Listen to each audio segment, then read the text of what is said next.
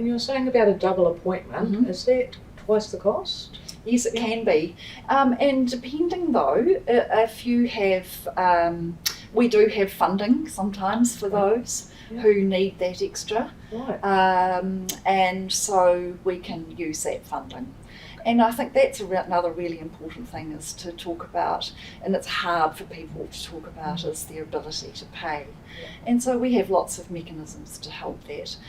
Drip feeding from benefits, or putting in some payments, or we'll look at this and see how you might, planning your care throughout the year, how that might look for you. And again, if you have chronic conditions and things, then we have funding for that, say like diabetes and things. So there's help for you. Yeah, you just need to ask. And again, that the health coach and the HIP and things like that's all funded too. So you need to ask, share what's happening with you. I also wanted to ask, we talked about cost with seeing the GP and double appointments. The nurse consult fee, is that a similar price to the doctor, or is that quite reduced? Varied. Yeah. It varied between practices. We have in our practice we have nurse consults, and we'll have a cost aligned to that service perhaps that we're giving. I mean, for example, immunisations are funded, so there's not going to be a cost with that. Depending whether you have a community services card, and all those sorts of things in terms of how much things are going to cost.